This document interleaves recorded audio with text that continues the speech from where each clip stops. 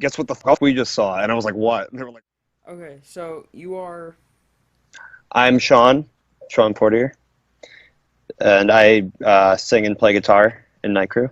nice, nice. Okay, so Shawn, what are your influences and like inspirations for music? That's a loaded question.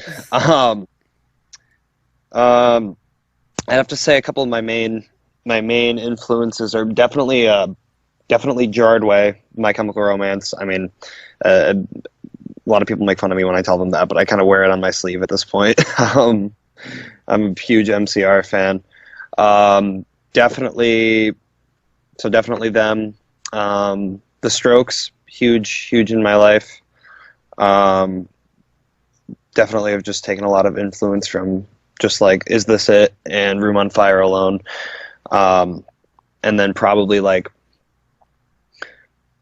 Screaming Females is another band that I'm heavily into, and I take a lot of like writing influence from. Mm. And then maybe just like I listen to a lot of jazz. A lot of us are all like jazz trained because we all go to school for it. So we kind of like try to mix like jazz and punk together, if that makes sense. Mm. That's the goal. So I like a lot of John Coltrane and like Dave Brubeck. That's what I'm into lately. Mm. Okay, so you've obviously performed live. What Say that again. you've obviously like performed live before, right? You know. Yeah, yeah. So, A lot. what is it like for you specifically when you perform live? What is the feeling you get? How do you work over any pre-performance anxiety? Um, the weird thing is, I used to get anxiety, and I don't anymore, and I don't really know. I don't know what kind of changed in me. Kind of like over the summer, I think I started to get a lot more comfortable on stage. Mm. Um, definitely. Um, I used to be like really shy, awkward, and like was like reserved, kind of, which was not. It was reflected in the music, and it was not like everything was kind of like contained, I guess. But as time went on, I got a lot more comfortable. Um, just being in front of a crowd as the crowds kind of got bigger, and now I've almost developed. I like to say I've almost developed this like stage persona where I like pretend that I'm on like cocaine or something, um, and it's like it's weird because it's like a character. Mm. It's not it's not myself in a way. Um, anyone that like anyone that like comes up and talks to me after like I'm super awkward or I'm super like I'm kind of shy. You kind of gotta like you kind of got to talk to me. I'm not like super outgoing, but like on stage, it's just like a completely different character, I Mm. guess. So, what's your advice for people performing for the first time? For the first time, it's gonna sound super cliche, I guess. Maybe just kind of be yourself. Just kind of like do your thing. Don't be afraid to be yourself because like I mean, or like yeah, like be yourself or like the person you want to be on stage. Like I've always kind of wanted to be like the kind of person who can do like bombastic, energetic shit on stage. Um, but I was never really like I was always kind of too shy to do it. So now that I've started doing it, I'm just like a lot more comfortable in general, and like it's a people who like see us are really receptive to it.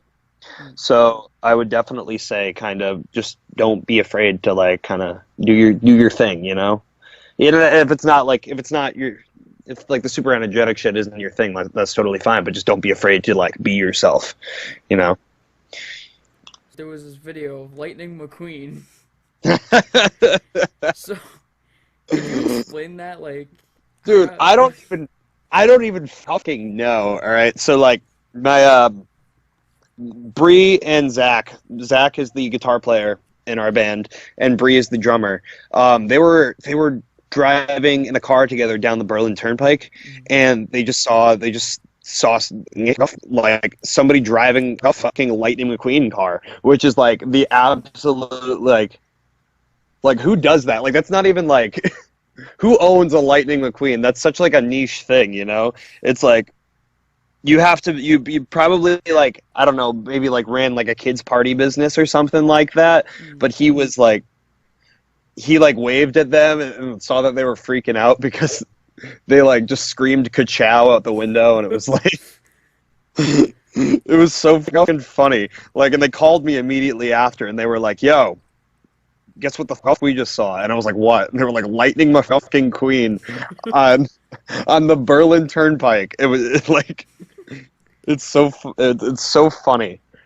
Just like the shit you see like on the Berlin Turnpike, because it's not the first time that that's happened either. Mm. Like it's been a reoccurring thing. They've seen him at least 3 times now. Damn. So, what's the weirdest thing that's ever happened to you guys at like a show or for a crowd, a fan, anybody, anything? Just weirdest story. There's a couple. Um, hmm. Oh, not exactly the. I'm trying to think. There's probably something weirder, but just right off the top of my head, we played at Toad's Place. We played at Toad's Place twice now. And the second time we played in the lily pad. Um, and there was this guy, um, who when we were playing, he kind of like started getting into our music, and he was like an old guy. He was like a 40-year-old guy. He had like a beard and like long ass hair, and he had like a button down shirt on. He looked kind of like proper almost, but he was getting into it. And then during like one of our songs where our song Glue, it's like a really fast uh like punky song, it's like a really like it's good. um he just kind of got up on stage with us and he just started screaming, just like, and it worked so well. Like this guy, we had never met him before. He had never listened to our music before, but he just started like screaming at the points when I wasn't singing, and it just worked like amazing, and it was hilarious because nobody knew who this guy was, and he just grabbed a mic and he started doing it. And so after the song stopped, we were like, I was like, yo, everybody, stop. What the fuck is your name? Because I just wanted to know who this guy was, and he was one of the dads from another band that was playing that night, and he just got up on stage and started screaming, and it was fucking amazing. It was the most amazing thing that's ever happened. Damn.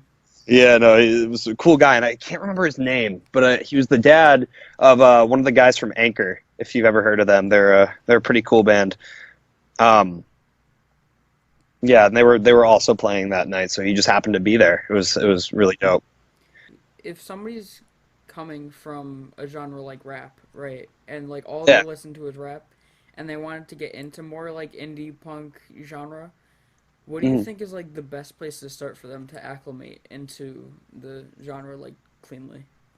It depends, cause like I do listen to a lot of rap, not as much as I used to, and I kind of want to get back into like more modern rap. I listen to a lot of like '90s hip hop and like Me too. R&B, and shit. Like yeah, like I'm really into Tribe Called Quest right now. That's like I'm on a huge Tribe thing, um, but I would say honestly, as much as people like make fun of it and shit all over it, like the SoundCloud rap scene is like really a really good place to start, because a lot of the people that I've met, who rap like and who are like SoundCloud rappers, kind of like mix like punk and rap, and it's so like I firmly believe that that's like where punk is at right now, because like a lot of it's like grimy and like it's just like angry, and it's so sick, and I fuck with all of it.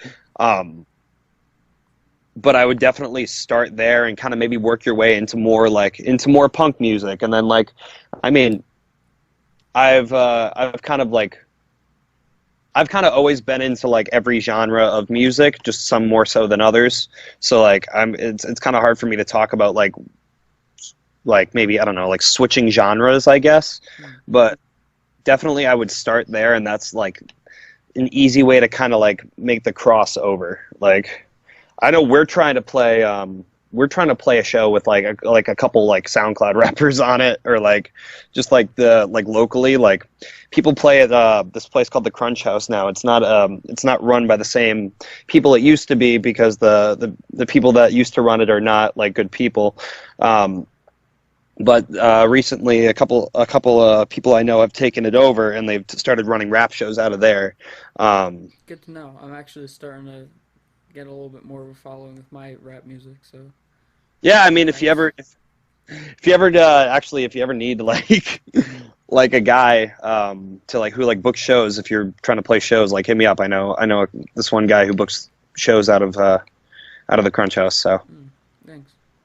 All right, last question. I know it went by fast. These are pretty quick interviews. no So, problem. anything else just to tell anybody? Messages, just any sort of advice, anything? Yeah, we got messages. We got an album coming out this summer. It doesn't have a name yet, and we've barely started recording it, but we're putting it out this summer for sure. And be on the lookout for that. Follow us on Instagram, Spotify, all that good shit. Nightcrew band. We got 2 singles out right now. Yeah, just give them a listen if you like them. Follow us, whatever. Advice, for people who are just like starting out, just kind of keep doing your thing. Like everyone's gonna, it took us a while to kind of get off the ground, I guess, and we're still not exactly like entirely off the ground, but we're definitely in a better spot than we were this time last year. And it takes a sec. It really does. Like it's not going to be immediate, but just like keep at it.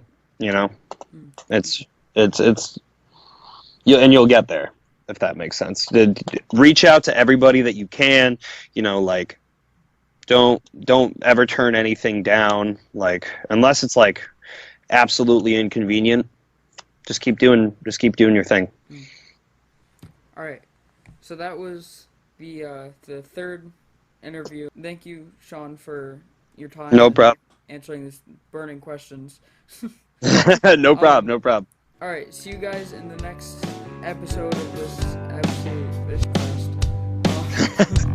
We could just sit around and watch the stars, asking tough questions that mean nothing at all. Like, why are we so goddamn small? And I don't remember leaving home, replacing what I love with what I